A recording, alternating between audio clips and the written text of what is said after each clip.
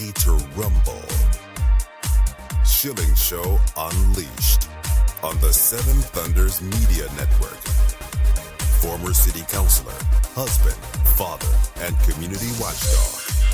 Your host, Rob Schilling.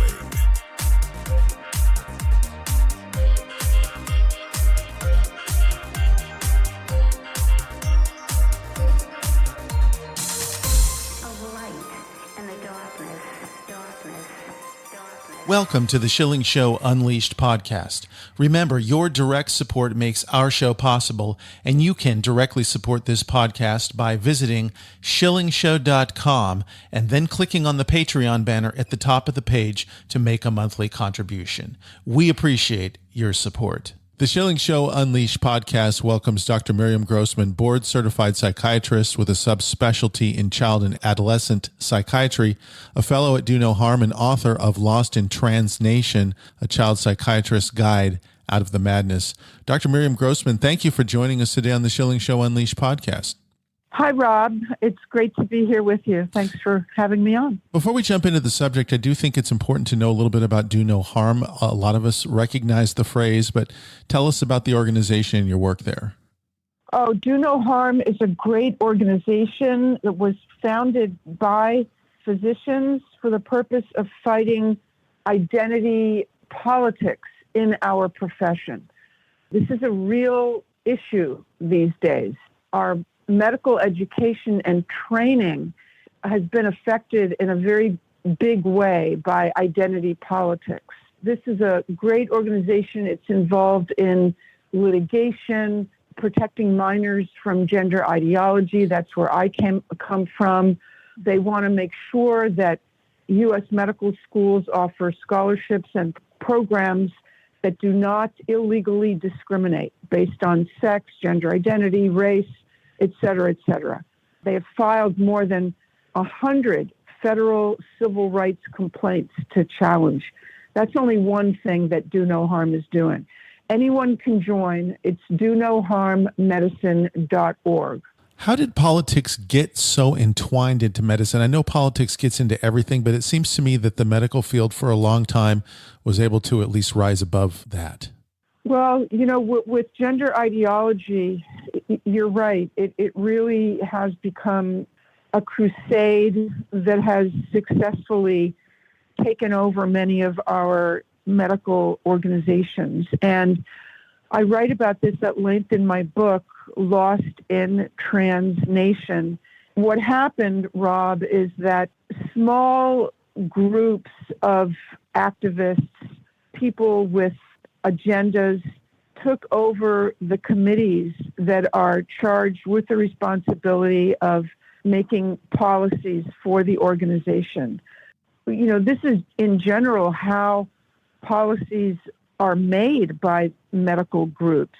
People volunteer, doctors volunteer to be part of the work group or the committee that's going to look into a particular issue and make suggestions for policy, and then that document that's written would be reviewed by the board of directors and then either accepted or not accepted. So one thing that's so important for parents to understand, for example, is that the American Academy of Pediatrics, which is a huge, this is the flagship organization for pediatricians in this country. They claim to have 67,000 members. When you take your child to the pediatrician, doctors are busy. So doctors are going to, in general, depend on the guidance that's issued by their professional organization. So your pediatrician, for example, whether she or he is a member or not, is going, in general, to follow the guidelines of the American Academy of Pediatrics. The thing is, the American Academy of Pediatrics has been taken over by, I'm going to say, gender zealots. I'm not exaggerating. I promise you, very good reason for using a term like that. And so the American Academy of Pediatrics, their guidelines are hook, line, and sinker what's called gender affirming care. Gender affirming care means that we are all clinicians are called on to rubber stamp the self-diagnosis of even the youngest child, and even a child or adolescent with significant mental health issues. We're told that the child knows best and that we are to put the child in the driver's seat if the child wants to change their appearance so that it is more like the opposite sex, change their name, pronouns, and at some point take medication to block puberty. Puberty is a natural, necessary, biological process that every person needs to go through in order to become an adult. But in any case, you asked me a question about politics in medicine, and this is how it happened. People who object within the organization, pediatricians, have not been permitted to speak up. Their opinions have been squashed. They have suggested, again, I talk about this in my book, I give the names of pediatricians that I've interviewed. They have tried to have debates within the organization. They've tried to have panel discussions on this subject of gender-affirming care at their annual meetings for years now. They have not been permitted to do so. It's interesting that you mentioned this group, and I noticed that there is another group that's sprung up in parallel, American College of Pediatricians, which probably holds a more traditional view. But are we going into a dual system where we have to have one organization representing the fringe and another one representing what used to be traditional medicine in any field of medicine? Well, unfortunately, it seems that we are moving in that direction. The American College of Pediatricians, as you mentioned, yes, does have more science-based views on this subject and evidence-based views. We have no evidence that gender-affirming care in the long run is going to help these kids. We do have evidence of harm. I mean, these kids are being sterilized by these treatments. You need to understand in your audience also that these are not benign, reversible treatments. Nearly every child that goes on puberty blockers is going to continue on to cross-sex hormones like estrogen and testosterone, and they will be unable to have biological children in many cases. And this process is starting at the very first sign of puberty. And some kids are going into puberty beginning at, 9, 10 years old. To do this to children who cannot give informed consent and cannot fathom what they're giving up, the options that they're giving up in their futures. I mean, we have many people these days that are well into their 30s when they realize, hey, I think I would like to have biological children. So this is a very big deal. And parents have to be aware, again, when you take your child to the pediatrician, that pediatrician may be simply misinformed if they are following the guidelines of the American Academy of Pediatrics. The term gender-affirming care makes my skin crawl. Is that a valid name? Well, it's an Orwellian term because what you're affirming is the child's incorrect and even delusional sometimes beliefs about themselves, believing that they're born in the wrong body, believing that they need to take pharmaceuticals and have surgeries in order to bring their bodies into what they say, quote unquote, alignment with their minds. Yeah, gender-affirming care is a very Orwellian term, but unfortunately in this country, in many countries not so. In many countries have turned and pivoted away from medicalizing youth.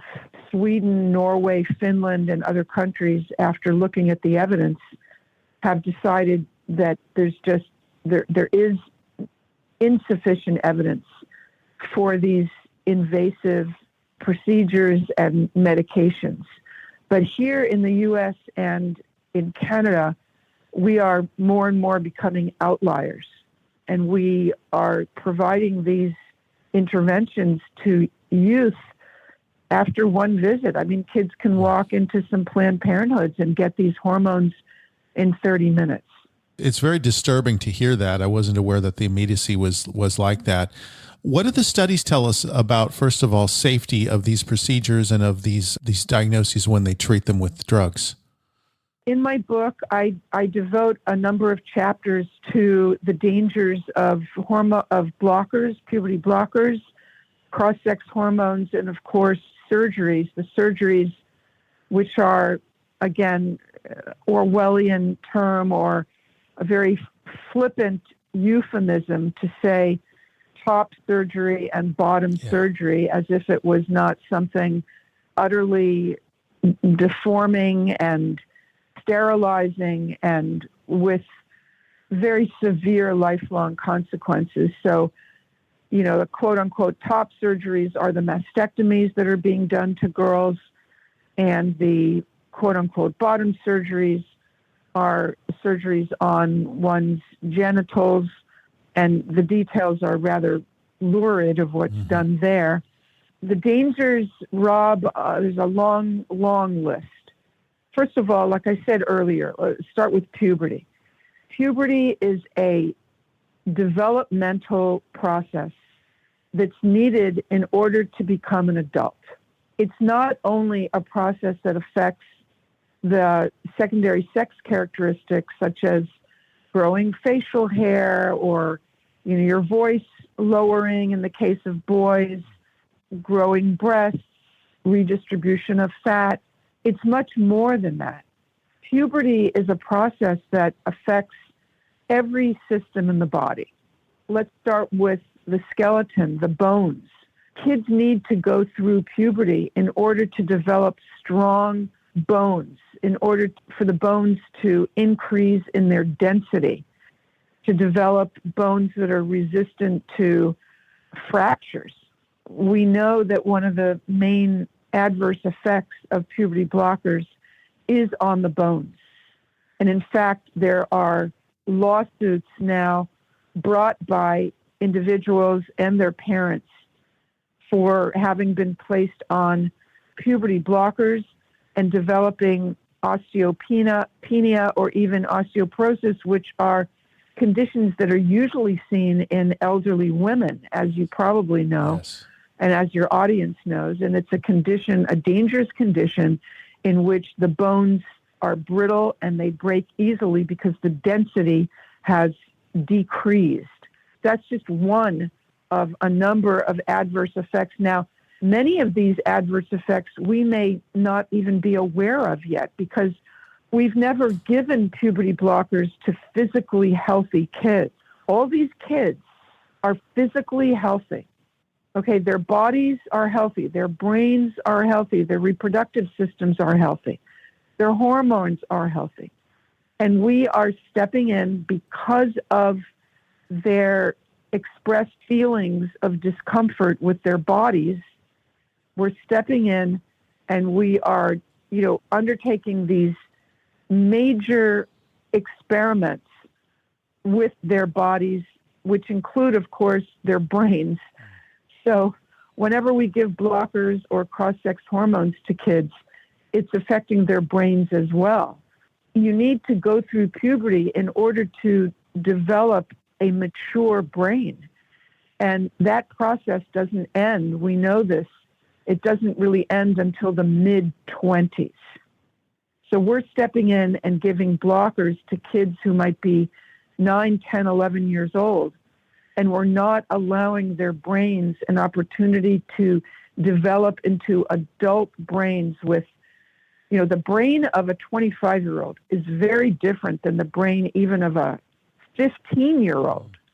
Okay, anyone who has teenagers at home or who raised their kids already know that teenagers are impulsive.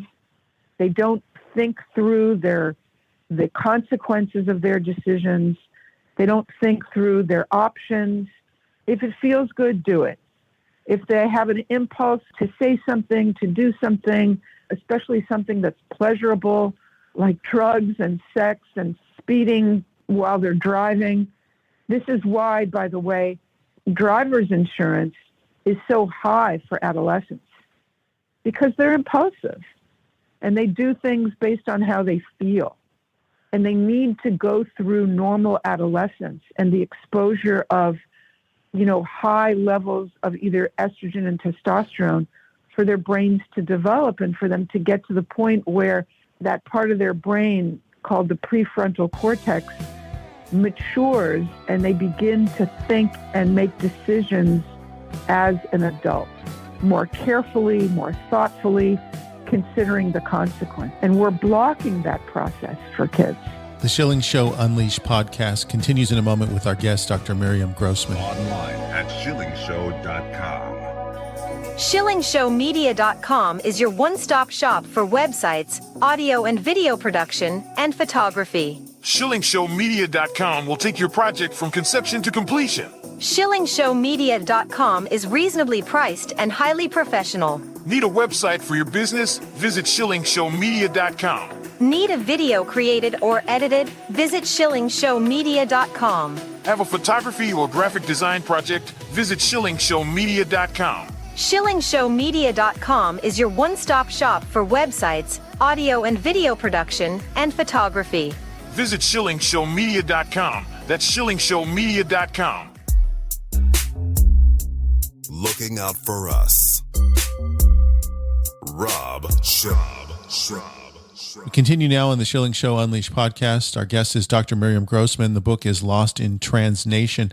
You're describing these ghastly surgeries and treatments. Is there informed consent? In other words, are they having to present all of this information and more that you've just shared with me before performing these things? And are they signing waivers in case something goes wrong? I mean, this just seems outrageous to me. Well, it is outrageous, and therefore the lawsuits, and therefore organizations like Do No Harm Medicine and other organizations. The issue of informed consent is an interesting one. Many parents are saying that they were not informed of the possible risks of puberty blockers, that instead they were told that the effects are completely reversible, that this is simply a pause button. Like if you're listening to music on your device and you simply press pause and then in a few minutes you press play. And this is not the case whatsoever. So parents are saying that they were misled. Now, the actual documentation of what it says in these documents for the parents to sign, I have not studied those. That's going to be going through the courts. Doctors, like I said, are being sued. And you know what, Rob, even the American Academy of Pediatrics is being sued. Wow. By what we call a detransitioner, a young person who went through gender-affirming care, was given testosterone. This is a young woman, given testosterone and had her breasts removed, and now regrets it, is living as a woman, and is suing the doctors that did this to her, that misled her into thinking that these so-called treatments would help her mental health conditions. Because, Rob, a majority of these individuals, these young people, have mental health issues. They've been traumatized. They may have been sexually abused. They're on the autism spectrum. They may have depression and anxiety. And the problem is that they're led to believe that if they change their bodies, their mental health issues will be cured. And then a few years later, they realize that their mental health issues have not been cured, and they have been left with all these medical problems, with bodies that are now disfigured, unable to nurse, unable to have biological children, but when they are able to have biological children, unable to nurse. Rob, I want to tell your audience about this is very, very moving. People who are on X, on Twitter, can go and should go look at Daisy. Her name is Daisy Strongin. Daisy, Strongin. She's a remarkable young woman who was on testosterone, had her breasts removed, and then regretted it, went back to living as a woman, got married, and she just had her second child. She gave birth about 2 weeks ago, and she posted a photo of herself after her daughter was born, feeding her daughter. She's right there in the hospital bed. Okay, she still has the IV in her arm, and she's giving her daughter her first feeding with a bottle. And Daisy is weeping,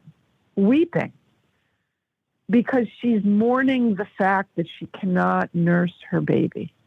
And she's saying to her audience, it was seen by 4 million people, this photo. And she's saying to the young women in the world, don't do this. Don't do this to yourself. Look at me. I can't nurse my baby. Nursing is the gold standard of nutrition for your baby. You want to be able to do this. You want to be able to bond with your child through nursing. It's such a powerful message and such a powerful image. You asked me about informed consent. Well, obviously the children cannot provide informed consent.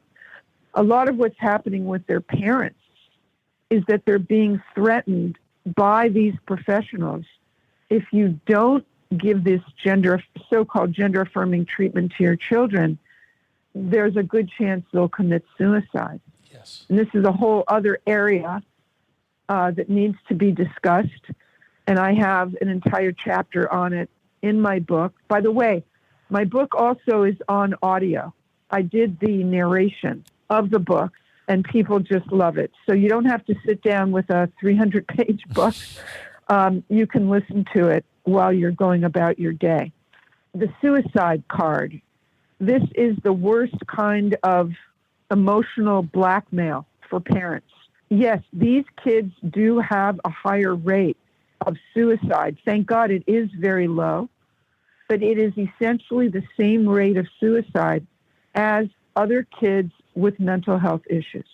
So the transgender element does not significantly increase the suicide rate in these kids, which is, like I said, thank God, very, very low. But more importantly, Rob, is that there's no evidence that going through these medical treatments decreases the risk of suicide. So the threat, so many parents have been told, and parents who have come to me in my office have been told, transition or death. Do you want a dead daughter or a live son? I have no words. It's a terrible... Parents will do anything to save the lives of their kids. Of course, they're going to sign on the dotted line if they feel they have no other choice. But they do have another choice, and that is psychotherapy for the child, help for the family, and figuring out why it is that this child is running from who they are. You know, why is your daughter trying to escape her femininity? Why is your son running to appear and develop a female persona? What is it all about? Why do they think their lives will be improved? And to look into that and take a deep, deep dive into the child's life and figure that out. That's what needs to happen. And support their child who has this loathing of their body. Support them with psychotherapy and support the family. It can be done. It's being done all the time. And these kids can get through it, and they have to get into their adult years to determine whether they want to make these life-changing decisions. This is the biggest decision that an individual can make in their lives.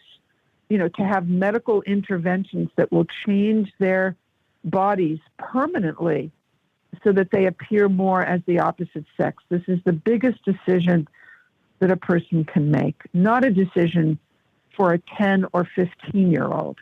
Dr. Miriam Grossman, what signs of hope do you see in this area looking forward? Oh, there's a lot of hope. I'm much more hopeful than I was a year ago, certainly a few years ago. I've been involved in this area for many, many years. I wrote about it 15 years ago, warning parents. I see hope because I see things turning around. I see the detransitioners. Every day there's more of them standing up courageously, telling their stories, going, on the media and speaking. I see parents speaking up, organizations of parents that are courageously getting out there. For example, in California, there's now, these are grassroots organizations. And there's an organization, and what they are doing is, for the election that's coming up in November, they're gathering signatures. The website is Protect Kids California, and they have a statewide ballot initiative that will require parental notification from schools if the kids request a different name and pronouns. It will protect girls in sports, and it will prevent child sterilization with so-called gender-affirming care. So, and this is happening in many states. As you probably know, I think we have now 21 or 22 states that have successfully passed legislation that will prevent, the medicalization of these kids. We have a great many documentaries that have been made. I mean, number one, What is a Woman, which I was honored to appear in, Matt Walsh's documentary from about a year and a half ago, What is a Woman, but other documentaries as well by a great many organizations that are pushing back against this. I'm certainly hopeful. My book is selling very well.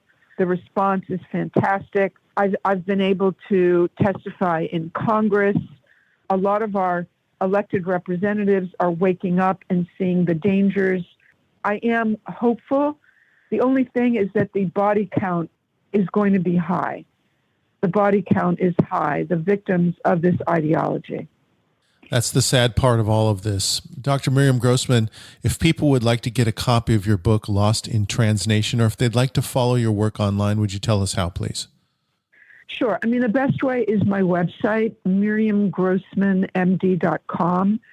And you'll see right there on the landing page a link to Amazon to get the book. And the reason I'm not suggesting people go directly to Amazon is, number one, there are some scams, people trying to get people to buy the wrong book. So there are books that look like mine, but they are not mine. So I want people to not waste their money on those. If you go to my website and go to Amazon through my website, you'll get to the correct book. And also on my website is just a lot of great stuff, interviews, excerpts from documentaries, and all kinds of stuff that I've written that can be helpful for parents. I have a resource page with many, many resources that parents can make use of, support groups, all sorts of information, documents that they can use, just too many things to list. So that's miriamgrossmanmd.com. Dr. Miriam Grossman, you're helping a lot of people, and we appreciate you so much. Thanks for joining us today on the Schilling Show Unleashed podcast. Thank you so much for having me. That concludes another edition of the Schilling Show Unleashed podcast.